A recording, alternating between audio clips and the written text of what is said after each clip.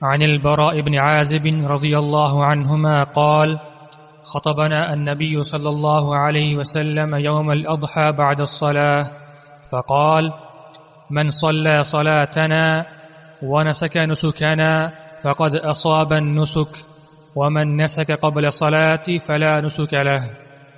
فقال أبو بردة ابن نيار خال البراء بن عازب يا رسول الله إني نسكت شاتي قبل الصلاة وعرفت أن اليوم يوم أكل وشرب وأحببت أن تكون شاتي أول ما يذبح في بيتي فذبحت شاتي وتغديت قبل أن آتي الصلاة فقال شاتك شاة لحم.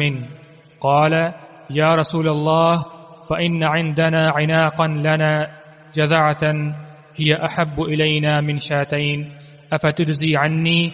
قال نعم ولن تجزي عن أحد بعدك. احسن تبارک اللہ فیک.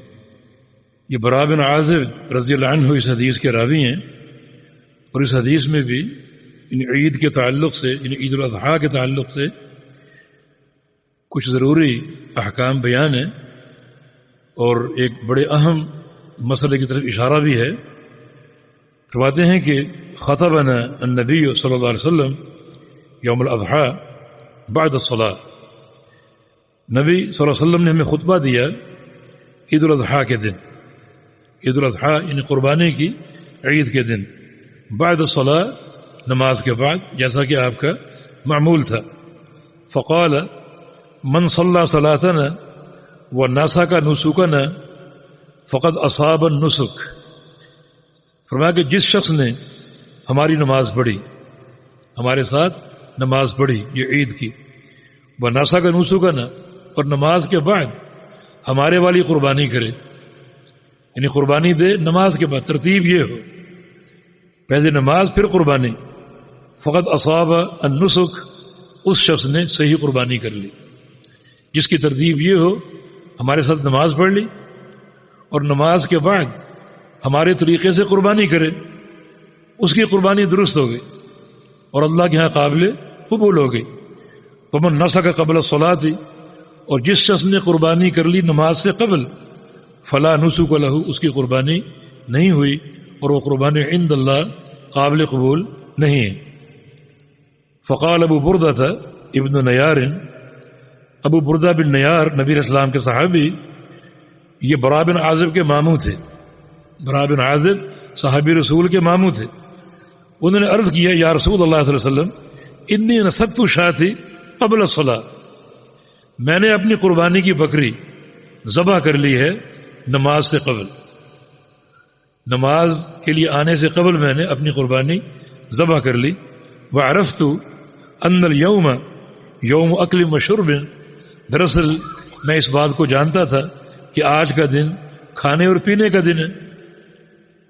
واحببت ان تكون شاتی اول ما یذبح فی بیتی، کہ میری یہ چاہت تھی کہ میری قربانی کی بکری میرے گھر میں سب سے پہلے ذبح ہو.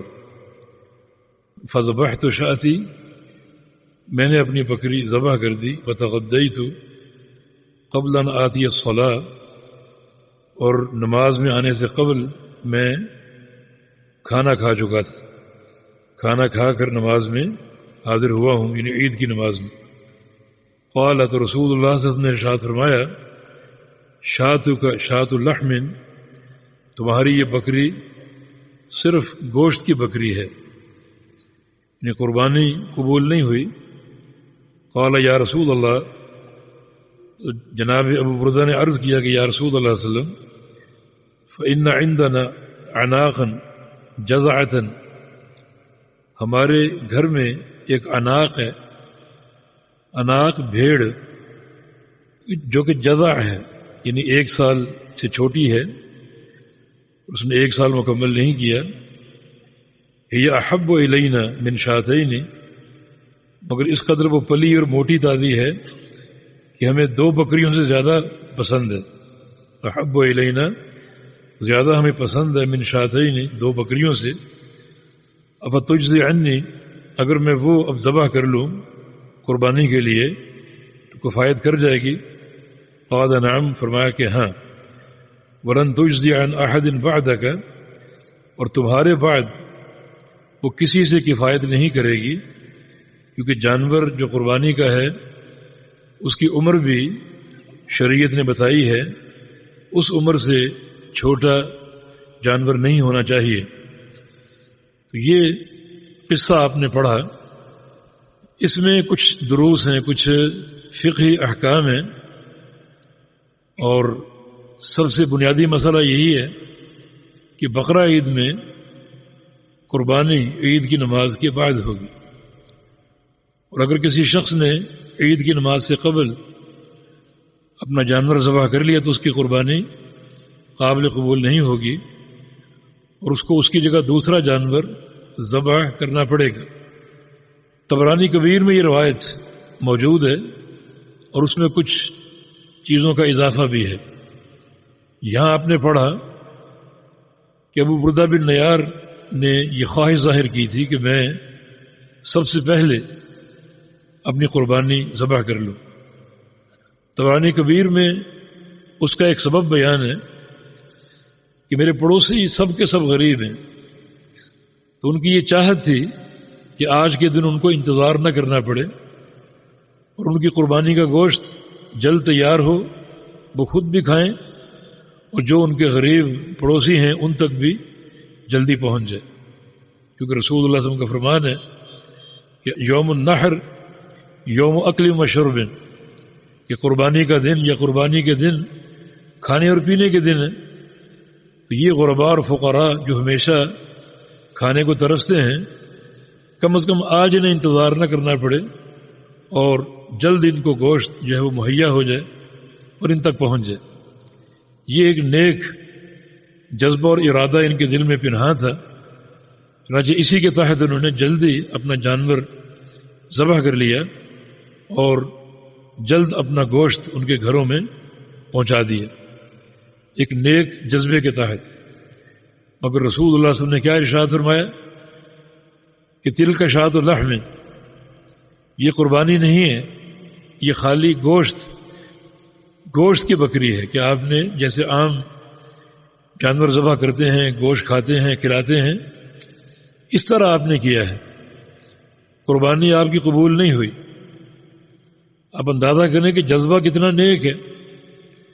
لیکن یاد رکھیں کہ دین اسلام میں خالی جذبہ کافی نہیں ہے، جب تک وہ عمل نبی علیہ السلام کے طریقے اور آپ کی سنت کے مطابق نہ ہو. یقیناً ان کا جذبہ نیک ہے اور طلب ان کی نیک ہے ان غرباء اور فقراء کو کھلانے کی، لیکن یہ طلب اور جذبہ تابع ہونا چاہیے نبی علیہ السلام کی سنت کے. اگر آپ کی طلب آزاد ہے تو وہ طلب قابل قبول نہیں ہے، بلکہ اس طلب، اس شوق اور اس جذبے کا رسول کریم صلی اللہ علیہ وسلم کی سنت کے تابع ہونا ضروری ہے. اس کی ایک اور مثال آپ کو دیتا ہوں. یہ حدیث بھی طبرانی کبیر میں نے پڑھی. نبی علیہ السلام کے صحابی عقبہ بن عامر رضی اللہ عنہ نبی علیہ السلام کی خدمت میں حاضر ہوئے جبکہ آپ صلی اللہ علیہ وسلم حج کی تیاری فرما رہے تھے. عرض کیا کہ ان اختی نظرت ان تحج البیت ماشیۃ حافیۃ حاصرۃ، کہ میری بہن نے ایک نظر مانی ہے، ایک ارادہ کیا ہے کہ وہ حج بیت اللہ پیدل کرے گی اور ننگے پاؤں اور ننگے سر. یہ اس نے عجیب ایک عزم کر لی ہے، اور اس کی نیت کیا ہے؟ زیادہ اجر کا حصول. جب میں پیدل چلوں گی تو یہ تھکاوٹ میرے لیے موجب اجر ہوگی. مومن کو پاؤں میں کانٹا چبھ جائے تو اللہ اس کے گناہ معاف کر دیتا ہے. تو میں یہ پورا سفر پیدل اختیار کروں گی گرمی کی شدت میں، تو مجھے اس کا اضافی ثواب ملے گا. اور پھر ننگے پاؤں کتنے کانٹے چبھیں گے، کتنی ٹھوکریں لگیں گی، میں ان پر صبر کروں گی، اور یہ سب باتیں موجب اجر ہوں گی. اور حاصرۃ، ننگے سر. ننگے سر کیوں؟ اس لیے کہ عورت کا شرف سر ڈھانپنے میں ہے، اور ان کی خواہش یہ تھی کہ یہ اللہ کے لیے عمل ہو رہا ہے تو اللہ تعالیٰ کے سامنے تذلل ہو اور سر کھلا رکھوں، جس قدر ذلت کا اظہار ہوگا اس قدر زیادہ اجر ملے گا۔ تو یہ باتیں انہوں نے طے کر لیں، اپنے بھائی کو آگاہ کر دیا۔ انہوں نے فرمایا کہ میری بہن تم جلد بازی نہ کرو، میں نبی علیہ السلام کی خدمت میں حاضر ہوتا ہوں اور آپ سے پوچھتا ہوں، پھر آپ جو فرمائیں وہ کرنا تھا۔ یہ صحابہ کی تربیت اور ان کا منہج تھا کہ کوئی عمل نبی علیہ السلام سے پوچھے بغیر اور آپ کی رضا کے بغیر اختیار نہیں کیا جا سکتا، اور یہ ایک مومن کے ایمان کی شان ہے۔ چنانچہ عقبہ بن عامر آپ کی خدمت میں حاضر ہوئے اور جا کر عرض کر دیا کہ میری بہن نے یہ نظریں مان لی اور یہ ارادے کر لیے۔ تو رسول اللہ صلی اللہ علیہ وسلم نے ارشاد فرمایا تھا کہ ان اللہ عن نظر اختک لبری، عقبہ تمہاری بہن نے جو بھی ارادہ کیا، جو بھی نظر مانی، اللہ تعالیٰ اس سے ناراض اور بری ہے، اللہ کے دین کا اس سے کوئی تعلق نہیں ہے۔ اب یہاں کیا ثابت ہو رہا ہے؟ یعنی یہ خاتون زیادہ اجر کی خواہاں ہے، زیادہ اجر کی متمنی ہے۔ اس کی سوچ یہ تھی کہ یہ سفر حج رسول اللہ صلی اللہ علیہ وسلم کے ساتھ ہے، کتنا باسعادت سفر ہے، تو اس کو اور زیادہ میں اجر کا باعث بناؤں، اور یہ چند چیزیں خود طے کر لی۔ طلب اچھی تھی، جذبہ اچھا تھا، ارادہ اچھا تھا، نیت نیک تھی۔ ہماری نیتیں تو ہر عمل میں ہمارے خود ساختہ مسلک کے تابع ہوتی ہیں، وہاں ایسی کوئی پابندی نہیں تھی، صرف اجر کا حصول اور اس کی خواہش تھی۔ مگر رسول اللہ صلی اللہ علیہ وسلم نے فرمایا کہ اللہ رب العزت تمہاری بہن کے اس عزم سے، اس کی نیت سے ناراض ہے۔ ایسا اگر وہ کر گئی تو اللہ راضی نہیں ہوگا، ناراض ہوگا، اور اپنی بہن کو روکو جا کر۔ تو اس کا معنی یہ ہے کہ انسان کی جو بھی طلب ہے حصول اجر کے لیے، جو بھی خواہش ہے، وہ اللہ کے دین کے تابع ہو اور رسول اللہ صلی اللہ علیہ وسلم کی اطاعت کے تابع ہو۔